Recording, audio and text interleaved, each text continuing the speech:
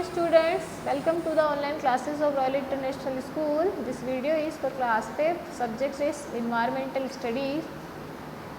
Chapter number 1 is going on understanding our relation. In this chapter we had learnt about family, types of family, nuclear family and joint family. Okay, then we had learnt the reasons for formation of nuclear families.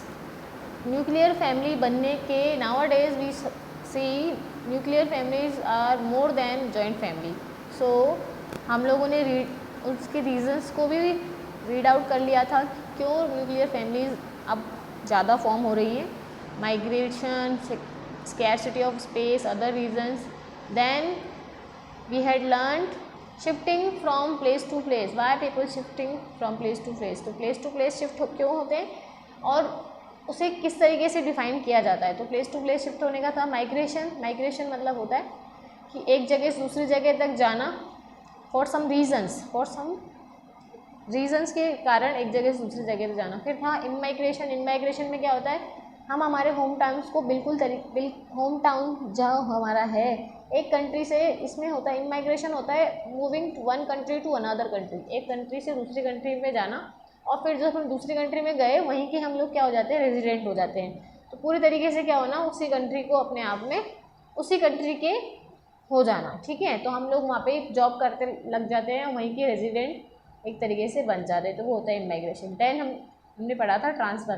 Transfer जो होता है वो government officers या government field में अगर हम work करते हैं तो हमारा गवर्नमेंट अपने अकॉर्डिंग क्या करती है, जहाँ पे उनको नीड होती है ऑफिसर्स की या एम्प्लॉइज़ की, तो वो क्या करते हैं, हमारा ट्रांसफ़र कर देते हैं, मतलब हमारे पेरेंट्स का ट्रांसफ़र कर देते हैं. तो फिर हम लोगों को भी क्या होता है, उस जगह से शिफ्ट करना पड़ता है. ठीक है, ओके. सो ये हमने पढ़ा था. देन हमने पढ़ा था foster parents and adopted child. Foster parents कौन से पेरेंट्स होते हैं? फॉस्टर पेरेंट्स वो पेरेंट्स होते हैं जो एक बच्चा अडॉप्ट करते हैं. एंड अडॉप्टेड चाइल्ड वो बच्चा होता है जिसको एक पेरेंट्स ने क्या किया है, लीगली अडॉप्ट किया है, गोद लिया है. ठीक है, okay. Now this one part 4 of this video. New member in the family. एक नया सदस्य फैमिली में एक नया सदस्य. वंदना इज़ वेरी हैप्पी टुडे. वंदना आज बहुत खुश है. अब फादर इज़ ऑल्सो हैप्पी. उसके पापा भी बहुत खुश हैं. There is great excitement in her family. उसकी फैमिली में बहुत बड़ी एक्साइटमेंट है, मतलब बहुत ज़्यादा वो लोग क्या है, उत्सुक हैं, खुश हैं. Her mother has given birth to a baby boy. क्यों खुश हैं, क्यों इतनी एक्साइटमेंट है? क्योंकि उसकी मदर ने एक बेबी बॉय को क्या किया है, जन्म दिया है. वंदना's grandparents have come to stay with them to look after her mother. वंदना के जो ग्रैंड पेरेंट्स हैं वो वहाँ आए हैं क्या करने, उसकी मदर की देखभाल करने. Every members of the family is overjoyed to have baby at home. जो भी जितने भी मेंबर्स हैं ना फैमिली, वो सब क्या है, ओवरजॉय, बहुत ज़्यादा खुश हैं. क्यों खुश हैं? क्योंकि उनकी फैमिली में क्या है, एक बेबी आया है. Vandana now has a brother. अब वंदना के पास एक भाई है. She has named him Ravi. उसने उसका नाम क्या रखा, Ravi. He resembles her father and smiles like her mother. Resemble मतलब होता है जैसा, के जैसा या समान. उसकी जो ही रिजेंबल्स उसकी जो स्माइल है, यानी कि उसके ब्रदर जो है वो किसके जैसा दिखता है, अपने फादर की तरह दिखता है. और उसकी स्माइल जो है वो किसकी तरह है, उसकी मदर की तरह है. ठीक है, रिजेंबल मतलब होता है के समान. ठीक है, next. Vandana loves her brother very much. Vandana अपने भाई को बहुत प्यार करती है. She helps her mother and father look after him. वो अपने फादर और मदर की उसकी देखभाल करने में मदद भी करती है. She seats him in her lap.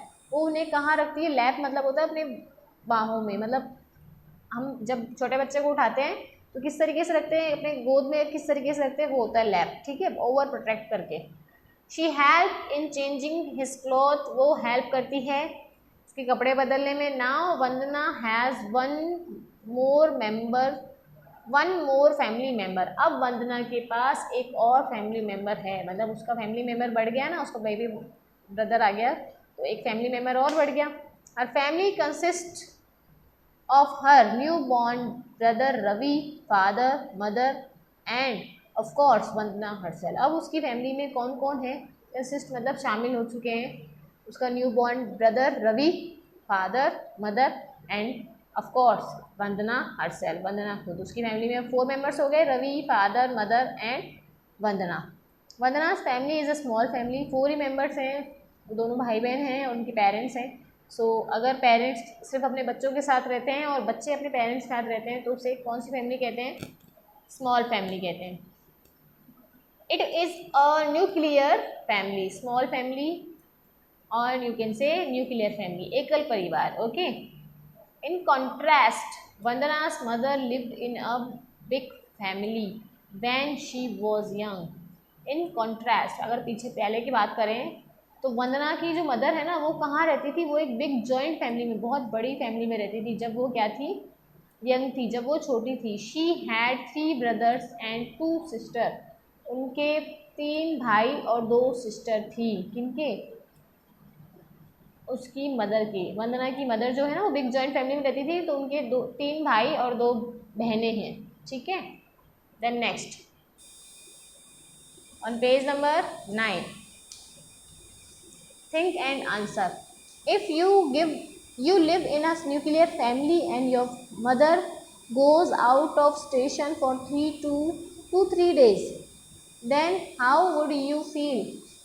अगर हम एक जॉइंट न्यूक्लियर फैमिली में रहते हैं और हमारी मदर कहीं चली जाती है तो हमें कैसा फील होता है, वी फील बैड, हम लोगों को बुरा लगता है, because there is nobody to help us, अब हमारे पास कोई भी नहीं होता, ठीक है, जो हमारी हेल्प कर सके। तब हमें क्या होता है, तब हमें बुरा लगता है कि we wish at that time that we have a joint family. तब हमें ऐसा लगता है, हम विश करते हैं कि काश हमारी एक जॉइंट फैमिली होती, क्योंकि फादर तो यूजली क्या होते हैं, वो अपने ड्यूटी पे चले जाते हैं, तो अगर मदर भी कहीं चली जाती है, आउट ऑफ स्टेशन कहीं चले जाते हैं, उनको इमरजेंसी में कहीं जाना पड़ता है और हम घर पे अकेले होते हैं, तो हमें हमारा काम सब कुछ अपने आप करना पड़ता है, बिकॉज यू आर स्मॉल, आप लोग बहुत छोटे हो, तो आप लोगों को तो ज़्यादा फील होता होगा ना कि यार हमारी मम्मी चली गई, मम्मा चली गई, तो फिर अब हम कैसे सब कुछ कैसे मैनेज करेंगे।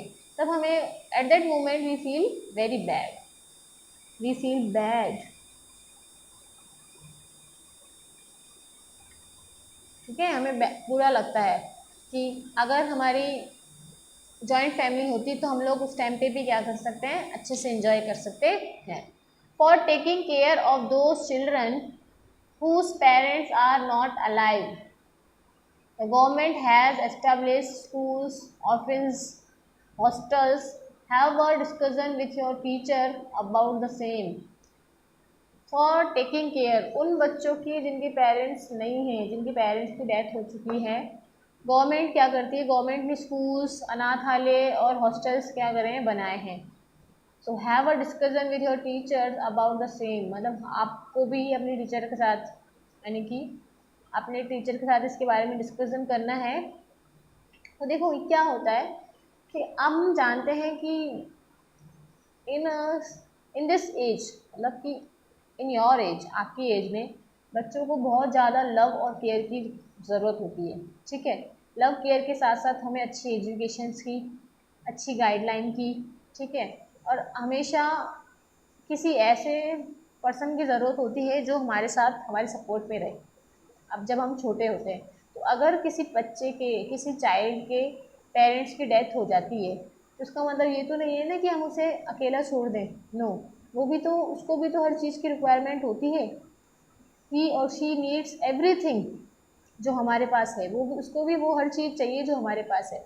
हम जैसा दे सकते हैं उसको एटलीस्ट वैसा तो दे सकते हैं ना, इसलिए हमारी गवर्नमेंट क्या करती है, उन बच्चों के लिए स्कूल्स बनाती है, जिसमें गवर्नमेंट स्कूल्स जो होते हैं जो फ्री ऑफ कॉस्ट उनको एजुकेशन देते हैं, ऑर्फन्स होते हैं, मतलब अनाथालय होते हैं जहाँ पे वो लोग बच्चे रह सकते हैं, ठीक है, अच्छे से खेल कूद सकते हैं वहाँ पे, और उनके जैसे और भी बहुत सारे बच्चे होते हैं। हॉस्टल्स होते हैं, हॉस्टल्स भी गवर्नमेंट हॉस्टल्स के बच्चों के लिए, उन बच्चों के लिए प्रोवाइड करवाती है गवर्नमेंट। तो ये इसीलिए होता है ताकि उन बच्चों को भी वो लव, वो केयर, वो सब चीज़ें मिल सके जो हम लोगों के पास हैं, क्योंकि हमारे पेरेंट्स हैं तो उसका मतलब ये नहीं कि हम लोग सब जो इन्जॉय करते हैं अपना लाइफ को, जो बेसिक नीड्स हमारी हैं वो हमारे पास हैं, तो उन बच्चों के पास ना हो, ऐसा नहीं हो सकता ना। तो इसलिए गवर्नमेंट क्या करती है, उन बच्चों के लिए जो बेसिक रिक्वायरमेंट्स हैं वो उन्हें प्रोवाइड करवाती हैं, जब तक कि वो बिल्कुल वेल डिपेंडेंट नहीं हो जाते। ऐसा नहीं है कि well dependent in the sense कि वो बहुत बड़े नहीं हो जाते, नहीं, छोटे बच्चे होते हैं ना जब तब तक कि उन लोगों को ज़्यादा गवर्नमेंट सारी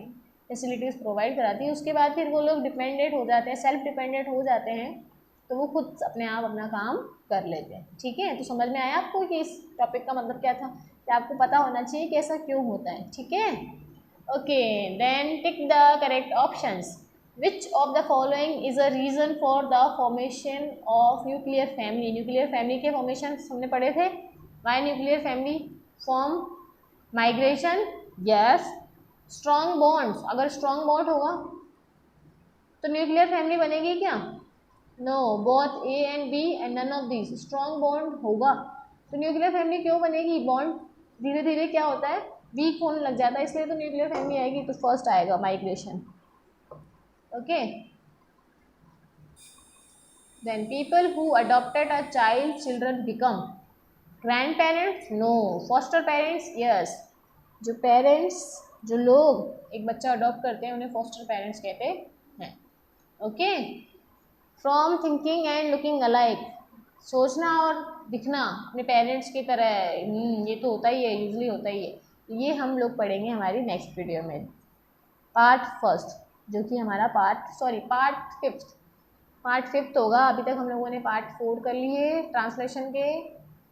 that will be part 5th of translation of chapter number 1. Okay, so we will meet in our next video. Till then, stay safe, stay home.